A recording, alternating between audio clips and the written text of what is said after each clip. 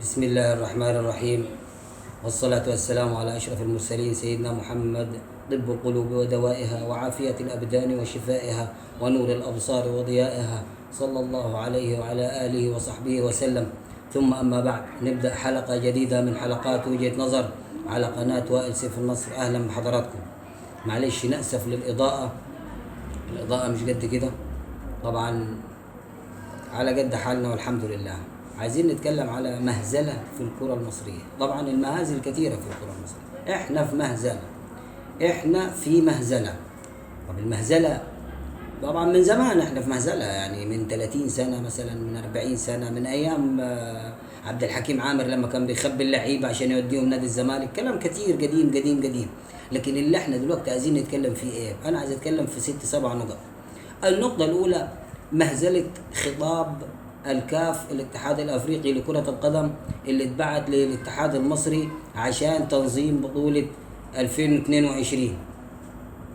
لو عايزين تنظموا، طبعا المهزلة دي كل الناس عارفاها، وما ما نظمناش، وتتلعبت في مباراة واحدة وفي المغرب، واتغلبنا 2-0 للأسف الشديد من الوداد المغربي، وكان السبب في الاتحاد المصري لكرة القدم. ووزير الشباب والرياضة عمل لجنة، واللجنة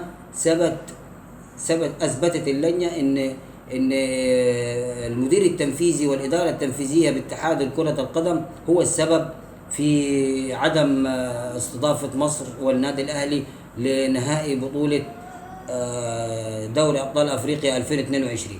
وبدل ما نلعب في مصر رحنا لعبنا في المغرب، وممكن ما كناش نلعب في مصر، كنا نلعب مباراتين رايح جاي لو اعترضنا، او لو دخلنا، او لو عرفنا ان في جواب جه.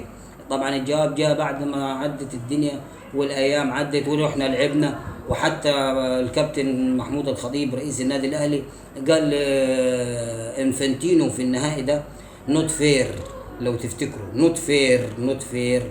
ومن بعديها طبعا النادي الاهلي نادي كبير، مش حاجه صغيره يعني، مش قد كده زي ما الشيبي عمل للجماهير. لا، الاهلي اهلي.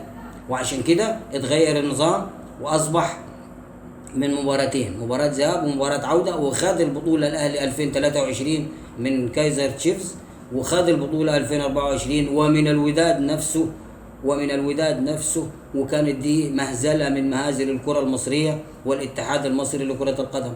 تاني مهزلة عايزين نتكلم عليها، مهزلة التراخيص. كل سنة نادي الزمالك بياخد تراخيص، وش كده اهو صريح، كل سنة نادي الزمالك بياخد تراخيص ورخصة البطولات الأفريقية والمشاركة الأفريقية عن غير حق، بالباطل، لأن عليه ديون وعليه قضايا وعليه قضايا.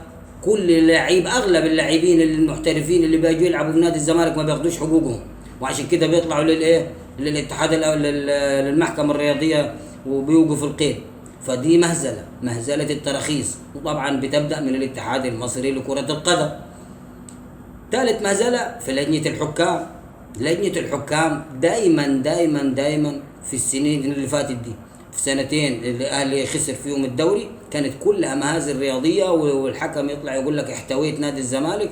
وطبعا عصام عبد الفتاح قال لك في احتواء في اللوائح التحكيميه. طبعا الكلام ده كلام فاضي، ولا حد سامع حاجه ولا حد عارف حاجه. وكل الحكام كانوا دائما يظلموا النادي الاهلي، سواء في الغاء هدف، واي هدف النادي الاهلي بيجيبه من ساعه ما الفار دخل بيوعدوا يراجعوه دقيقتين و3 دقائق لغايه ما يثبتوا ان ان الجون ده سليم. اي جون في شك دائما ضد الاهلي ويتلغي. فما هذه لجنة التحكيم شايفينها كتير، حتى في الموسم اللي خد الدوري الاهلي فيه، والموسم اللي بعده، والموسم ده برضه في مهازل تحكيمية. يعني انت في مباراة بيراميدز جايبين حكم في اسباني، وحكم اسباني ما تعرفش جايبينه من سوق الثلاث ولا جايبينه من سوق ايه ده، ولا بيعرف حاجة. يعني في فاول حسين الشحات ضربه الواد في دماغه، رافع رجله، مش عارف دونجا ولا مين، ولا مش عارف، ما تعرفش. وفي فاول ضد امام عاشور ولا طاهر محمد طاهر، ضربه في صدره الواد الشيبي ده. ففي افلام كتير، غير ان ضربة جزاء النادي الاهلي اصلا يعني ضربة مشكوك فيها اتحسبت للنادي الاهلي، ما ممكن نحسبها غلط. برضه غلط. بس الاهلي اللي ضربة جزاء لامام عاشور، واللي ضربة جزاء لمحمد عبد المنعم في منطقة الجزاء. في مهازل تحكيمية، حكم بطيخ. ثالث حاجة في المهازل اللي احنا شايفينها في الكرة المصرية، ان جماهير نادي تشجع اي نادي اخر. طبعا جماهير نادي الزمالك ما فيش غيرها. جماهير نادي الزمالك بتشجع اي فريق يلعب ضد النادي الاهلي، وتلقى دائما جماهير نادي الزمالك تروح تشجع الوداد، تروح تشجع الترجي، تروح تشجع صن داونز لو بيلعب النادي الاهلي، تروح تشجع الهلال السوداني لو بيلعب النادي الاهلي. اي فرقه بتلعب النادي الاهلي هم يشجعوا الفرقه دي. ولا انتوا فاكرين المشجع اللي طلع من المانيا على المغرب عشان يشجع الوداد في مباراه النهائي بتاع السنه اللي فاتت 2023، لما راح وداد في المطار واتريقوا عليه لعيبه الاهلي بعد كده في العوده هم راجعين بالكاس، الهدف بتاع محمد عبد المنعم اللي رفعه له بنكرر علي معلول، وفزنا برضه 1-0. مهازل في جمهور في الدنيا يرفع رجله ويروح يسافر بلد تاني عشان ضد الفريق الثاني اللي هو النادي الاهلي. يعني انت لا مغربي ولا مصري وعايش في المانيا بتسترزق وتشغل في المانيا، تركب طياره وتروح لغايه المغرب عشان تشجع الوداد ضد الاهلي. يعني حتى ده مش انتماء، ده انت لو الزمالك بيلعب ما كنتش رحت. مهازل والله، مهزلة تانية من مهازل الكرة المصرية في احتفال نادي الزمالك بالكونفدرالية. حتى لما خدوا الكونفدرالية وبالبطل وش كده بالبطل خدوا الكونفدرالية بطل، التحكيم كان واقف مع نادي الزمالك. طب خدنا الكونفدرالية، راح يرفع الكاس واحد لاعب يجيب عيله ويجي يرفع الكاس قبل اي حد. ايوه حتى لو كنت كابتن الفريق. دي البنت خبطوها ووقعوها اللي جايبه الكاس، يعني حتى وزيطه، وحتى الوزير نازل بالعافيه، ورئيس الاتحاد الافريقي نازل بالعافيه، ما تعرفش بيقول لك سرقوا محفظته ولا ايه. طبعا كلام ضحك، طبعا كله كلام ضحك، لكن كان منظر مسيء للكره المصريه فعلا، وفعلا مهزله في الكره المصريه احتفال الكونفدراليه. لكن تعال تشوف ضده الاهلي لما احتفل بدوري ابطال افريقيا. لا، النظام نظام والاهلي اهلي. طبعا في مهازل كثيره بقى في المحكمه الرياضيه الدوليه ضد نادي بعينه او انديه كثيره. طبعا في نادي الاسماعيلي، وفي نادي مصر المقاصه، وفي نادي مش عارف عليهم قضايا، بس دي كلها قضايا بسيطه. اللي دايما في الفيفا في المحكمه الرياضيه مين؟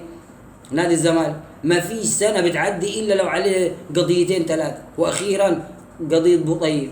وسمعنا امبارح اسمه مين ده، عبد الله جمعه هيرفع قضيه على نادي الزمالك ل 25 مليون جنيه بيقول مستحقات قديمه. طيب مهازل، كل دي مهازل. وطبعا المهزله الكبرى اللي حصلت في قصه المرحوم احمد رفعت، ادعوا له بالرحمه، الله يرحمه ويحسن اليه ويغفر له. طبعا لاعب محترم وما سمعناش منه اي كلمه خارجه. فدي كانت مهزله، انه يتقال له روح ومالكش دعوه، احنا نخلص لك الورق، وما يخلصولوش الورق ويتحبس. لاعب كوره كان مستقبل طبعا، عايز مليون دولار يعني يعني كام 48 مليون جنيه، يعني 50 مليون مثلا. لما تيجي انت تقول له تعالى وهحبسك ومفيش فلوس ومفيش اي حاجه، حتى نادي فيوتشر اللي كان معتمد عليه ما ادالوش فلوسه من ايام النائب احمد دياب، يقال انه ليه مستحقات وخصموها منه وقالوا له هنتصرف لك بعدين لما اشترى النادي الدكتور وليد دعبس. كلام كثير طبعا، مهازل لغايه ما بعد ما اتسجن احمد رفعت طلع متحسر على نفسه على حاله، جات له صدمه، قلبه ما استحملش، وقع في الملعب يوم 11/3. وبعد كده طبعا العناية الإلهية رأفت بحاله وعاش، والحمد لله أنقذوه، عاش 2-3. وبعد كده طلع مع إبراهيم فايق في البرنامج بتاعه الجديد. طبعا قال في 2 عارفين، وطبعا الاثنين دول هم مش ذنبهم، هو ذنب المهزلة الرياضية كلها. القصة كلها في الرياضة المصرية. فمعلش يعني انت ما تاخذنيش وزير الشباب والرياضة ولا رئيس اللجنة الأولمبية ولا رؤساء الأندية، هي الناس دي اللي تشيل الشيلة. النظام السيستم بتاع الدوري المصري ولا الرياضة كلها بصفة عامة. وغير مهزلة البت بتاعت الدراجات اسمها شهد اللي ضربت زميلتها في الدراجة وعايزين يطلعوها، مهزل من المهازل الرياضة المصرية. ومهزلة التذاكر بتاعت بيراميدز والنادي الأهلي، وإنه كل واحد بمزاجه يرفع التذاكر. خلوا التذكرة من 75 جنيه ل 200 جنيه ليه يعني؟ الغلبان اللي مش عارف اللي شغال على باب الله شغال يوم يعني. في ناس انا اعرف ناس والله العظيم بتاخد 100 جنيه و150 جنيه في اليوم، فهياخد 150 جنيه يروح يصرف 200 جنيه عشان تذكره عشان يشجع النادي. وطبعا ما فيش مشجعين لبيراميدز، فالاهلي بس اللي هيدفع. بس النادي الاهلي طبعا اشتراهم كلهم وقال لهم هنعوضكم. كل هذه مهازل. واخيرا طبعا امبارح طلعت مهزله محمد عدلان لاعب كرة اليد اللي ماضي للنادي الاهلي، او النادي الاهلي واخد توقيع طلائع الجيش، وطالع عامل لي فيديو ان انا بحب نادي الزمالك وهعمل نادي الزمالك. طبعا ضغطوا عليه، الموضوع منتهي يعني.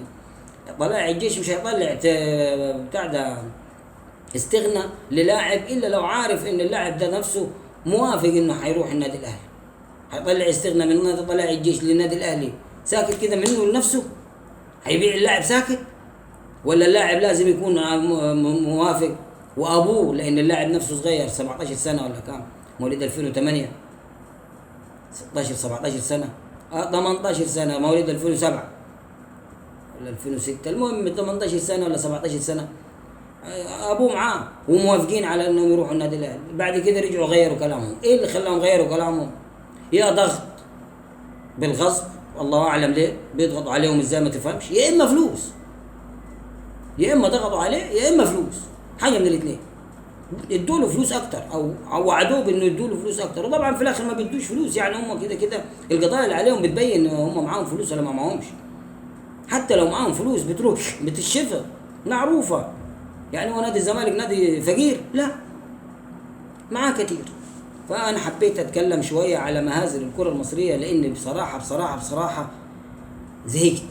زهقت يعني. خلاص الواحد قرب يطب. حرام. احنا مصر، والله العظيم مصر احسن من كده، والله مصر فيها حاجات حلوه كتير، وانا كنت بعمل فيها حاجه حلوه. فللاسف الشديد الحاجه الحلوه الوحيده في مصر في الرياضه النادي الاهلي. وهنشوف بكره ان شاء الله مباراه الاهلي وبيراميدز، او بيراميدز والاهلي، لانها في استاد الدفاع الجوي. وباذن الله الاهلي منتصر 3-0 بفعل فاعل. مين الفاعل؟ بيراميدز نفسه. ليه؟ لانه خلى المباراه دي مباراه عنق زجاجه.